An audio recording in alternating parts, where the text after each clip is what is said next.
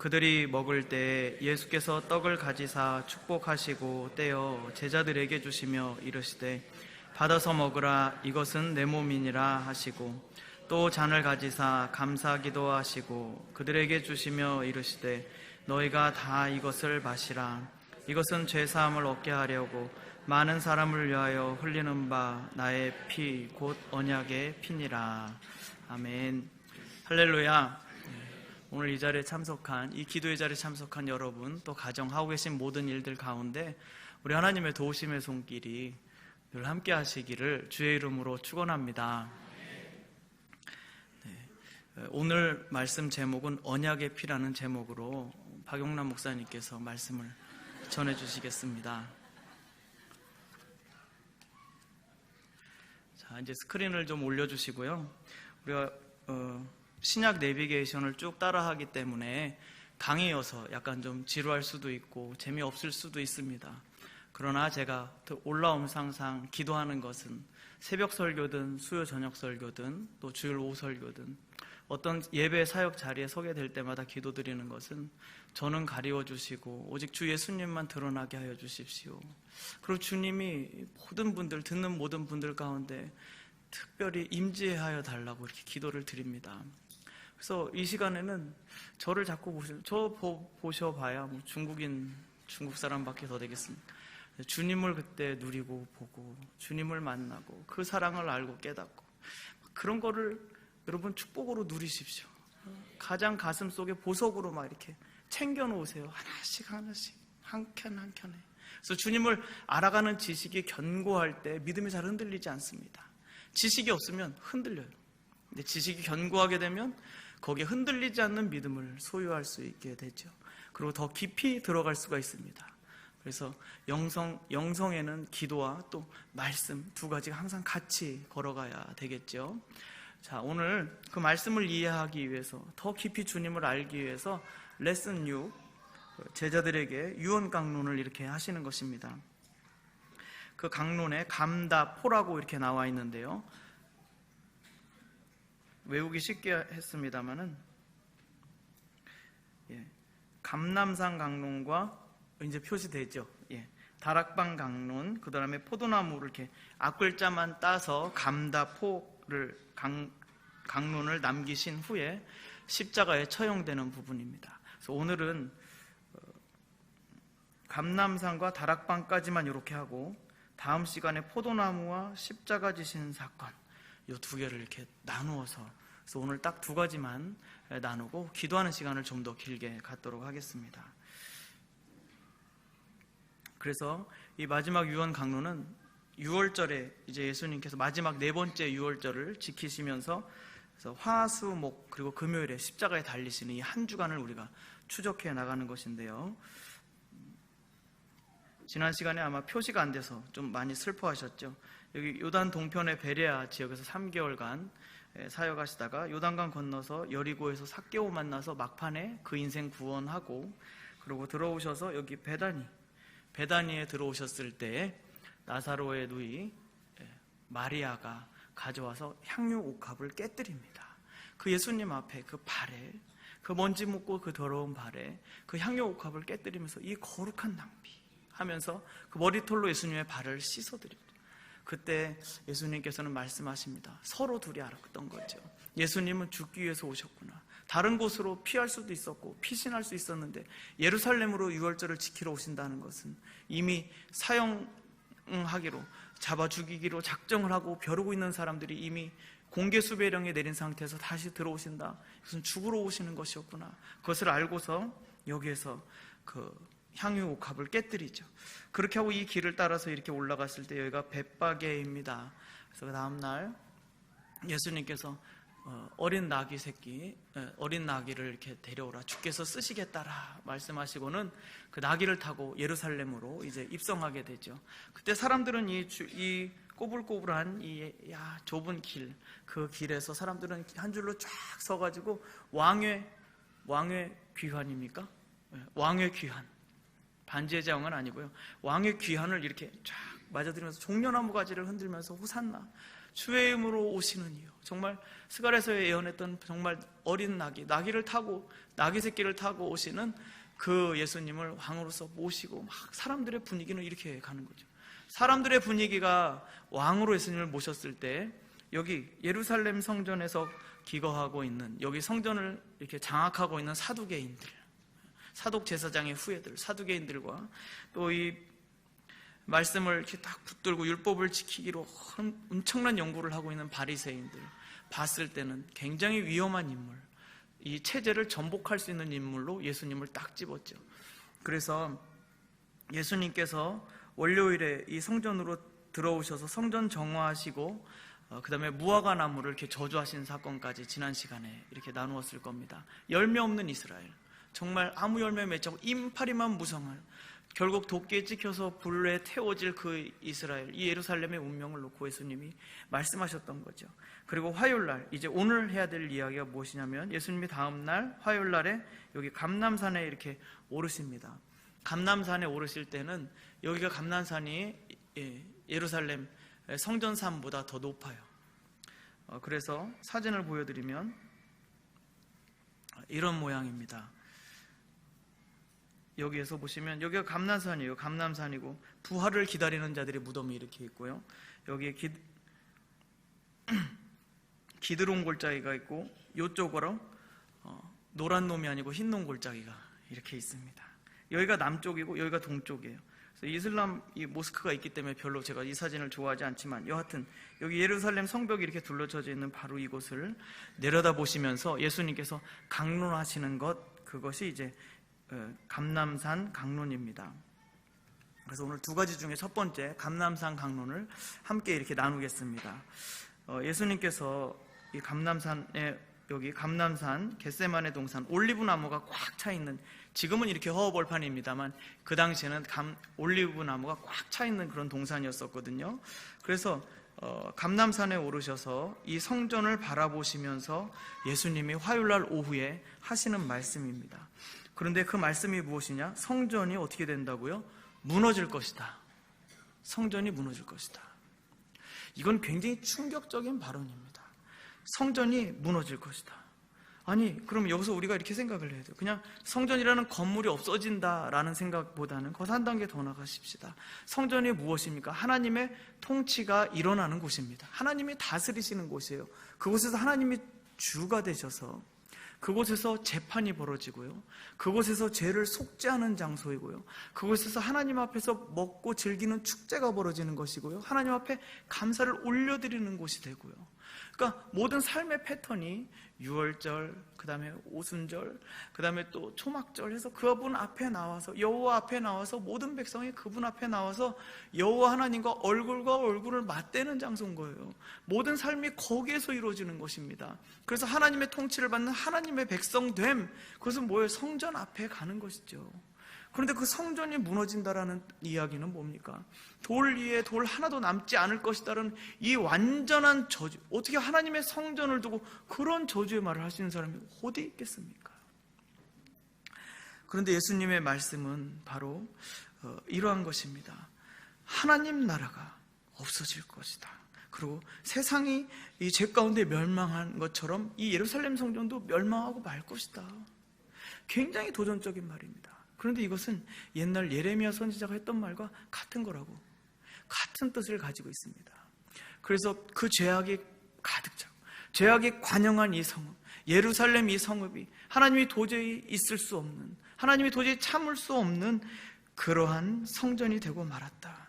그리고 정말로 이 성전이 그렇게 죄악으로 완전히 물들게 되었을 때 예수님은 이렇게 말씀을 하십니다. 감람산에 올라가시면서 말씀하시죠. 그 성전이 파괴될 것을 이야기하시면서 이렇게 말씀하십니다.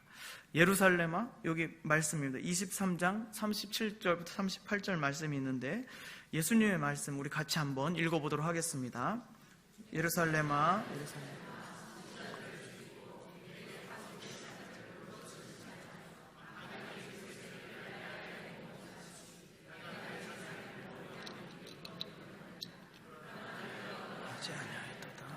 보라, 너희 집이 황폐하여 버려진 바 되리라.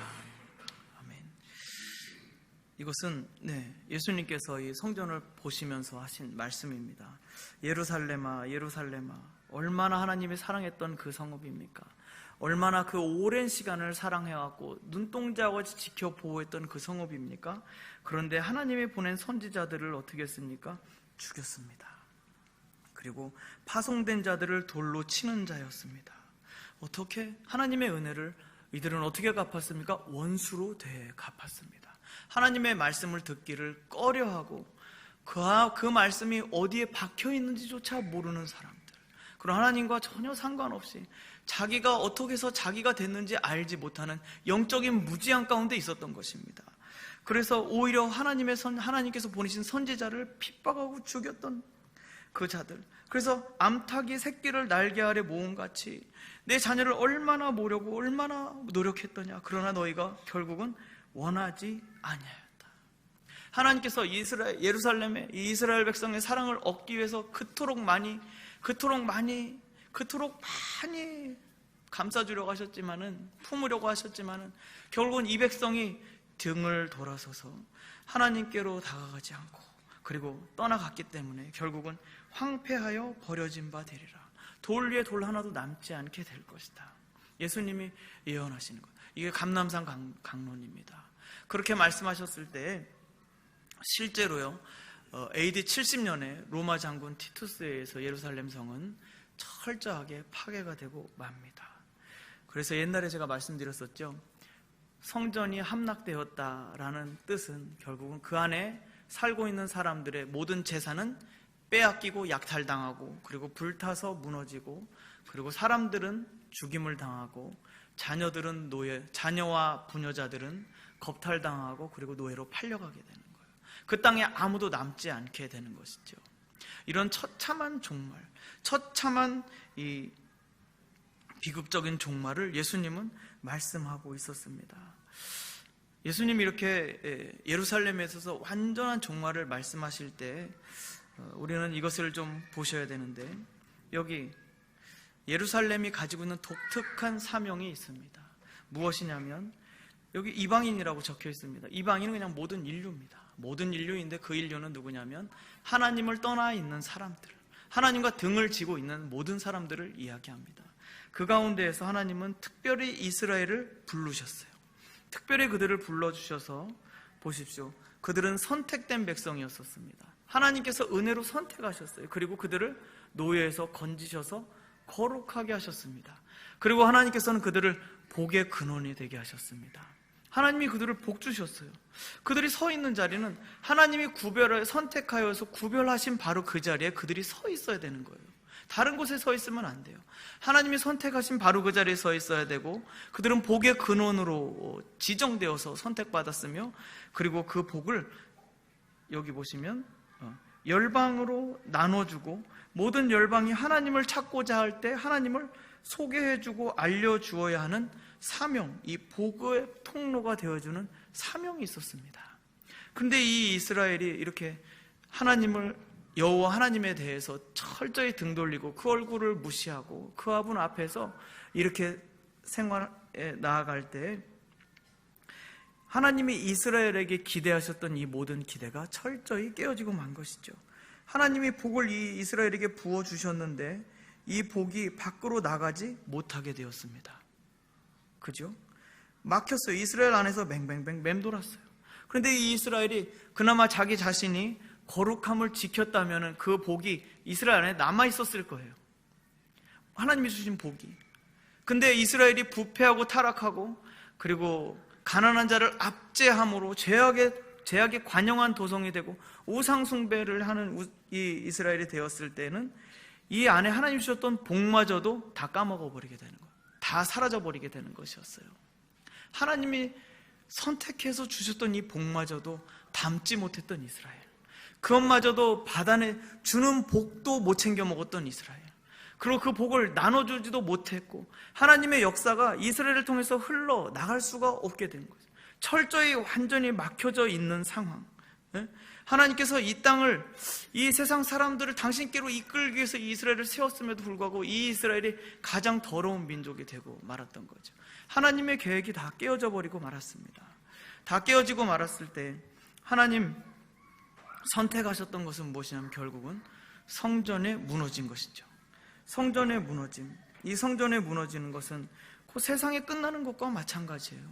그곳에서 하나님 만날 수도 없고요, 이제는 하나님의 통치가 끝난 것이라고 생각할 수 있겠습니다. 그래서 여러분 보십시오. 마태복음 24장에 예수님 감람산에서 강론하실 때 이렇게 말씀하십니다. 이제 성전이 무너진 것과 연관해서 재난이 올 것이다. 기근과 지진과 거짓 선지자들이 나타나서 막 꿰고, 그러나 이것은 종말의 시작일 뿐이고 가장 큰 환란이 있는데 군대가 진친 것을 둘러싼 것을 보거든 너희는 도망하라. 이렇게 쭉 말씀하시는 거예요. 그래서 그 백성들을 향해서 이야기해 주시면서 마지막에 세 번째로는 인자가 오는 것을 보리라 라고 말씀하십니다. 그리고 택하신 자들을 사방에서 모을 것이다 라고 말씀하세요. 여러분, 여기서 예수님이 다시 오십니다 라고 할 때는 성전이 무너지고 그리고 하나님 앞에 드려졌던 모든 것들이 다 끝난 것처럼 느껴진다 할지라도 믿음으로 그것을 견디는 자에게 예수님이 하시는 말씀은 무엇이냐면, 종말이 온다고 두려워할 것이 아니고 그런 징조가 보인다고 해서 우리가 그것으로 인해서 막 낙심하거나 쪼그라들거나 달빛이 정말 빨갛게 변하지 않을까 하고 달을 쳐다보거나 막 이런 행동을 하지 말라는 거예요. 그때 그런 어려움들이 올 때 견디라는 거예요. 견딤. 그리스도인에게서 있어 정말 큰 능력은 견디는 능력입니다. 그래서 그 견딘 가운데 있을 때 예수님께서 다시 오시고 하나님 나라가 다시 이 땅에 재림하실 때 완전히 이루어지게 될 것이다라는, 주님의 나라는 영원하시다라는 것을 말씀하고 계셔요. 다시 말해서 감림산 강론은 이스라엘의 부패 때문에 하나님의 역사가 일어날 수 없었고 하나님의 역사가 막혔었지만은, 그러나 그 종말을 맞이하고 그것이 철저히 파괴되고 난 이후에 그때 예수님 다시 오셔서 하나님 나라를 완성할 것이다. 하나님의 나라는 망하지 않는다. 하나님의 나라는 부서지지 않는다. 하나님의 나라는 영원하다. 그것이 우리의 믿음입니다. 그 믿음으로 오늘을 이겨나가는 거예요. 오늘의 이 모든 부패와 타락을 견뎌내가는 거예요. 그 안에서 우리 자신을 지켜나가는 거예요. 우리의 우리됨은 어디에 있습니까? 하나님의 선택하심에 있지 않겠습니까? 그래서 하나님 나라가 영원하다, 우리 주님이 영원히 다스리신다는 이 믿음을 딱 가지고 있을 때, 제가 요즘에요 제일 많이 생각하는 게 예수님께서 나의 주님이십니다 라는 고백을 제일 많이 합니다. 왜 그런지 모르겠어요. 생각이 자꾸 그쪽으로 계속 가요. 성경을 연구하고 그리고 말씀을 나누려고 준비만 하려고만 하면 우리 가운데서 잊어버렸던 거, 내 가운데서 이 가장 많이 잊어버렸던 것이 예수께서 나의 주인이시다라는 것을 다시 일깨워주세요. 예수님이 나의 주인이시다. 그분이 만유의 주이시다. 그리고 그분의 나라가 영원하시다. 그분이 영광 가운데 계시며 그분이 모든 것을 통치하고 계신다. 그러므로 나는 나의 인생에 대해서 걱정할 것이 있다 없다? 없다. 내가 걱정을 많이 하고 있다면 우리가 무엇을 놓치고 있다는 거죠? 예수께서 주이신 것을 놓치고 있다는 거예요. 제가 걱정하게 되면 내가 또 왜 걱정했지? 예수님이 나의 주인이신데. 내가 왜 걱정했을까? 예수님이 나의 주인이신데. 그리고 기도 부탁을 해오시면 제가 막 걱정이 많이 돼요. 그런데 걱정하다 내가 왜 착각했을까? 나한테는 아무 능력이 없는데 내가 왜 걱정하고 있었지? 그래서 주님께 맡겨드려요. 여러분, 제가 여러분하고 인사할 때 그냥 인사하는 것 같잖아요. 그냥 안녕하세요? 네, 잘 지내셨습니까? 그래서 뚝 넘어가는 것 같잖아요. 근데 저는 그 시간에, 그 순간에 저는 그때 여러분과 인사하는 여러분 안에 계신 예수님과 만나는 시간이에요, 사실은. 네, 핸드폰 받아주세요. 전화 받으셔서 이 말씀을 듣도록 하십시오. 여러분 안에 계신 주님을 제가 그때 만납니다. 이분의 기도 제목은 이것인데, 차마 제가 그 짧은 인사 시간에 어떻게 다 이야기를 하겠습니까? 근데 기도 제목이 빤히 보이잖아요. 그러니까 그냥 안녕하세요 인사하더라도, 주님, 이분의 기도 제목은 이겁니다. 주님, 그 안에서 일하여 주십시오. 저는 무능력한 자, 저는 능력 없는 자입니다. 그러나 그 짧은 인사 속에서 주님, 그 순간에 주님을 인정하고 주님이 그 속에서 일하여 주셔서 환경을 바꿔주시고 그 육신의 질병을 치료하여 주시고, 그 가지고 있는 문제의 장벽들이 주님 안에서 완전히 무너지게 하여 주십시오. 차마 다른 누군가가 말할 수 없는 정말 아픈 상황들이 있을지라도 그 상황들은 저 알지만 제가 아는 것은 극히 일부일 뿐입니다. 주님은 다 아시니, 그 모든 것을 다 아시니 주님이 그 문제를 직접 다뤄주시기를 기도합니다. 제가 잠깐 0.1초 인사하지만 늘 그냥 인사할 때 늘 가슴이 아파. 나는 가슴이 아리고 일은 주님이 하시고, 여러분 만나면 그 기도 제목 보면 내가 가슴이 아프고 힘들고 무거워. 근데 일은 누가 하시죠? 그 무거움을 통해서 주님이 일하시죠. 그래서 여러분, 목사님들이 그냥 지나가는 것 같아도요, 전혀 그렇지 않습니다. 저분 저 일이 있는데 얼굴 보면 떠올라, 얼굴 보면 또 떠올라, 목소리 들으면 또 떠올라. 앉아서 이렇게 설교할 때도 얼굴 배명이, 이 가정 이거도 이 기둥 이거도 다 있잖아요. 그래서 주님이 일하시는데, 주님이 영원히 그 주권을 통치하고 계신다. 건물은 무너질지 몰라도 하나님의 나라는 영원하다. 이것이 우리가 가지고 꼭 지켜야 하는 믿음이라고 예수님이 감람산에서 말씀하셨다 이겁니다. 여러분 붙드십시오. 우리는 무능력하고 무너지지만 그의 나라는 영원합니다. 이것을 여러분이 이렇게 마음으로 믿고 누리세요. 누리십시오. 나는 후회하지만 이제 40 넘어가니까 여기저기 쑤시는 거 생기고, 30대만 해도 근육을 키우겠다는 욕심이 있었지만 40 넘어가니까 지금 있는 몸이나마 온전히 보존해 주시옵소서라고 할 수밖에 없는 이 연약한 가운데 있습니다. 그럼에도 불구하고 주의 나라는 영원하시다. 여기에 그냥 우리 인생을 탁 걸어버리는 순간 근심 걱정 날아가 버리고, 주님이 나를 다스리고 나를 붙잡고 계시니까 이 육신 보존하여 주시고, 하여튼 입이 살아있는 순간까지 말씀 사역할 수 있게 해주십시오. 기도할 수 있는 거 아니겠습니까? 하여튼 실수했습니다. 넘어가겠습니다. 두 번째, 다락방 강론입니다. 이것만 하면 끝날 거예요. 다락방 강론입니다. 목요일 날, 이제 아까 화요일에 했었던 감람산의 강론에서 수요일은 기록이 없습니다. 또 받아주세요. 같은 분이 굉장히 급하신 것 같아요. 두 번째로는 다락방 강론인데, 목요일 날 저녁에 예수님이 유월절 식사를 하게 돼 있어요. 그때 어린 양을 잡고 맛잘은 이 누룩이 없는 빵을 가지고 이렇게 같이 빵을 먹고, 유월절 양, 어린 양, 고기를 먹는 그 밤, 쓴나물을 먹고 무교병을 먹는 바로 그날 밤인데, 그날 밤에 이때 새 언약을 맺으시는 장면이 탁 나와요. 아까 우리 본문으로 읽었던 이 언약의 피이니라 라고 말씀하셨던 이것이 너무 중요한데, 이게 정말 너무 중요해요. 그래서 오늘 이것을 마지막으로 나누고 이제 마치려고 해요. 이거 레오나르도 다빈치가 그린 최후의 만찬이라는 그림입니다.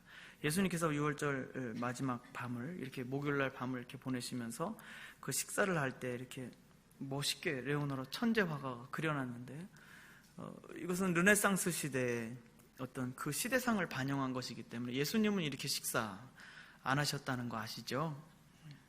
그래서 다시 재구성하였습니다. 로마 시대에는 식탁이 이렇게 디귿자로 이렇게 되어 있습니다. 그래서 이렇게 사실은 반쯤 이렇게 누워서 이렇게 약간 이렇게 기대어서 밥을 먹게 되어 있어요. 마가의 다락방인지 아닌지는 모르지만 하여튼 다락방에 이렇게 모여서 같이 유월절 식사를 준비했고, 그 식사를 하는데 식사 자리를 좀 이해를 했으면 좋겠습니다. 이렇게 디귿자 모양으로 이렇게 되어 있을 때 왼쪽 날개가 주인장이 가장 중요한 사람이 앉는 최고 상석입니다. 그 다음에 여기는 게스트 중에서 중요하신 분들, 그리고 여기는 말단에 앉아있는 분들입니다. 시민이나 덜 중요하신 분들이 여기 말단에 앉게 되어 있어요. 그러면 왼쪽에서 가장 가운데 자리가 최고 상석이 누가 계십니까? 예수께서 앉아 계시죠. 그리고 요한이 그분의 어깨에 기대어서 누가 예수님을 팝니까? 라고 질문했다고 했었잖아요. 여기 이렇게 누워있는 분, 이분이 바로 그분이십니다. 예수님 품에 안기어 이렇게 있으면서 질문하셨을 테고, 예수님이 빵을 딱 뜯어서 그리고 유다에게 주면서 너의 일을 해라 딱 하시죠. 옆에 이 빵 받은 분 누구십니까? 유다입니다. 결국 예수님을 팔고 그 자리에서 뛰쳐나가게 되죠. 세상 참 어리석은 일이었어요. 여기 베드로 형님께서 요한에게 눈짓하죠. 눈치 풀어봐 이렇게 하는 장면입니다. 그래서 제자들과 식사하는 장면, 이렇게 생각하시면 되겠고, 이 마지막 날에 빵과 포도주를 나누시면서 예수님께서 마지막으로 이 땅에 계시는 가장 중요한 일, 새 언약을 제정하시는 일입니다. 이제 이 그림을 머릿속에 갖고서 새 언약이 무엇인지 모세 언약과 잠시 비교하는 시간 갖도록 하겠습니다. 모세 언약은 잘 아시죠? 출애굽 시절에 옛날에 출애굽 때 어린 양을 잡아서 그 피를 문설주에 이렇게 바르는 것이었습니다. 죽음의 사자가 이집트의 모든 장자들을 다 죽일 때 그 피가 발려져 있으면 그 집은 어떻게 인정이 되는 것입니까? 여기 있는 사람은 이미 죽었다. 그렇죠? 그래서 그 피가 증거할 때 이 사람은 죽은 사람이다. 그러므로 죽음의 사자가 건너간 것이 유월절입니다. 예수님께서 유월절에 그분의 피로 세운 언약이다라고 말씀하실 때는 그분의 피를 흘리셨을 때 그분의 피가 뿌려진 사람에게 어떤 증거가 되겠습니까? 이 사람은 죽었다. 이 사람은 예수님의 피가 뿌려진 바로 그 사람은 죄에 대해서 어떠한 사람이다? 죽은 사람이다. 그러므로 저주가 왔다 할지라도 저주가 그를 뛰어넘게 될 것이다. 이것이 유월절에 피로 세운 언약의 중요한 부분입니다. 그리고 두 번째는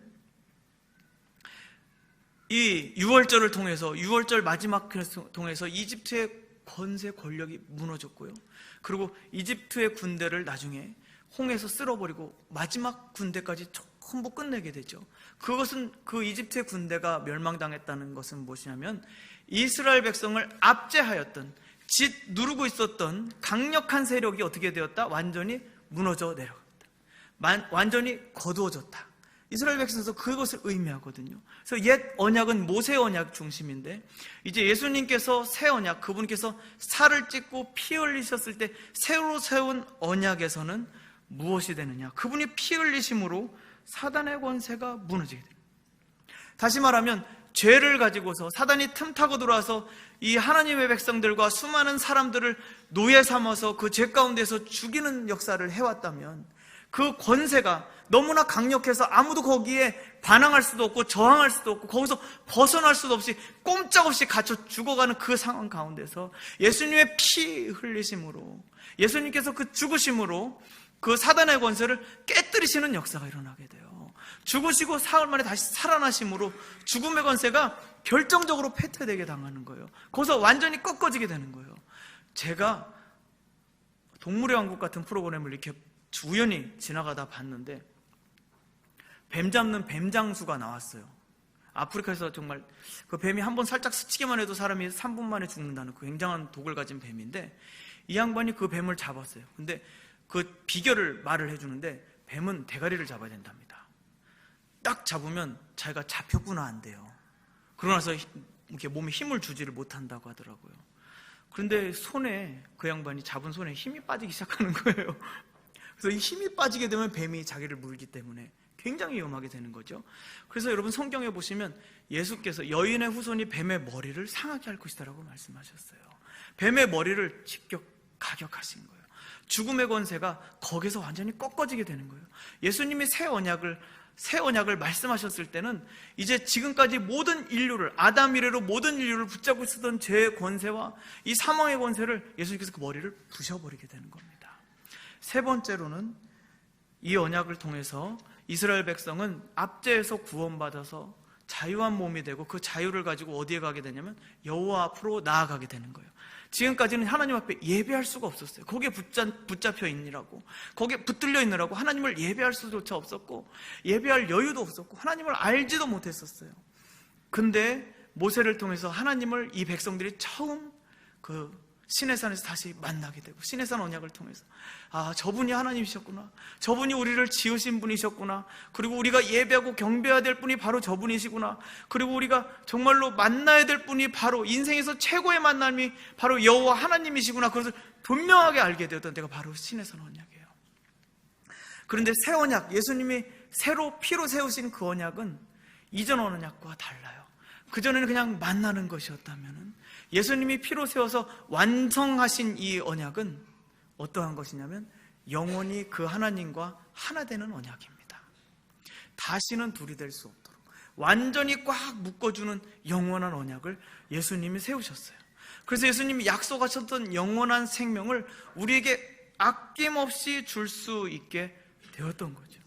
자, 그래서 우리가 생각할 때 새 언약이라고 하니까 전혀 새로운 언약입니까? 아니요. 옛날에 세웠던 언약을 다시 갱신한 것입니다. 근데 그때 옛날에 세웠던 언약에 대해서 제가 잠깐 말씀드릴게요. 옛날에 세웠던 언약, 창세기 17장 2절에 보시면 내가 내 언약을 나와 너 사이에 두어 너를 크게 번성하게 하게라 하시니 나와 있습니다. 여기에 히브리어로 이렇게 나와 있는데요, 주목해야 될 부분입니다. 이거 히브리어로 읽지 못합니다. 이렇게 읽어야 되는데 읽지 못합니다.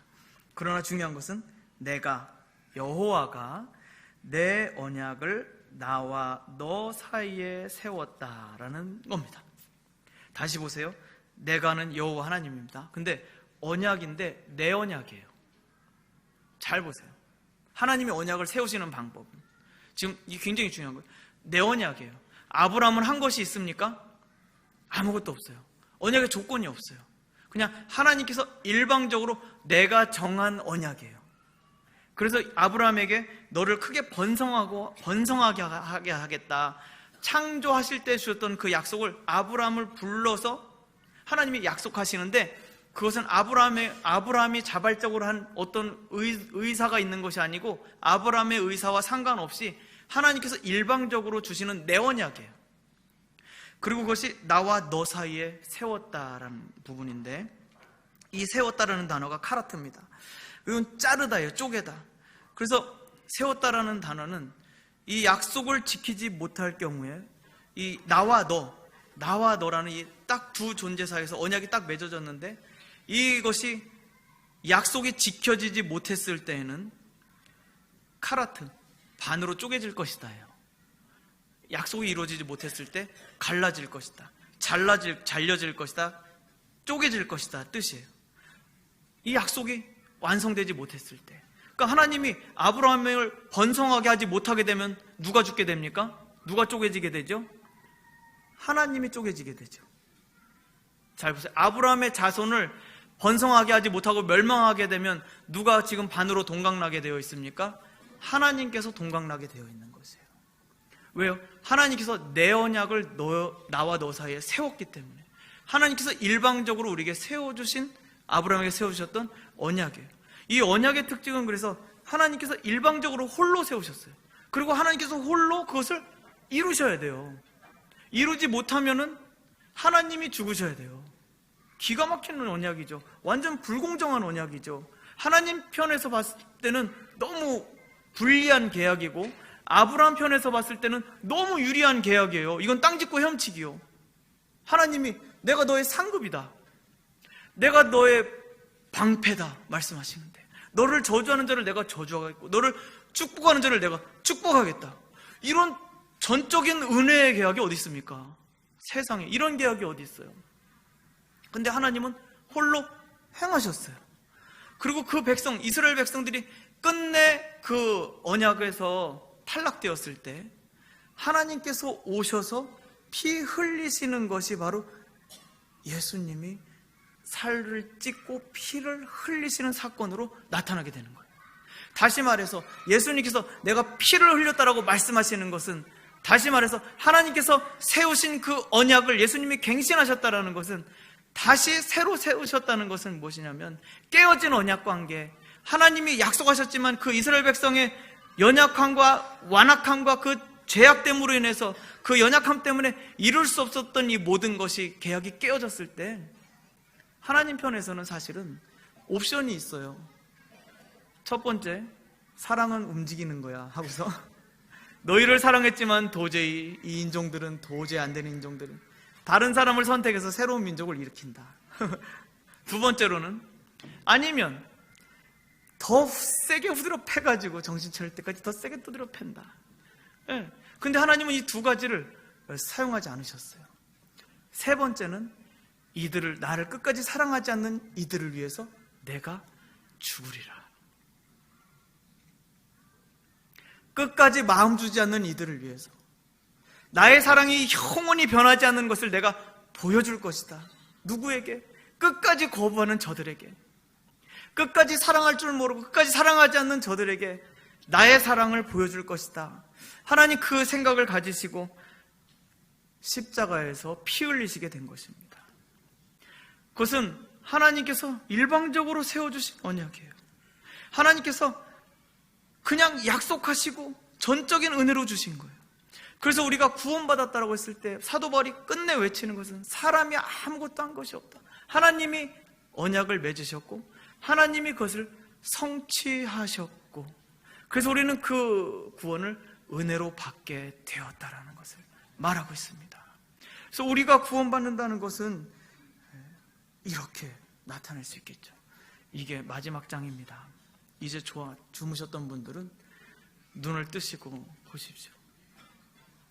돌파라는 말을 표현할 수밖에 없습니다.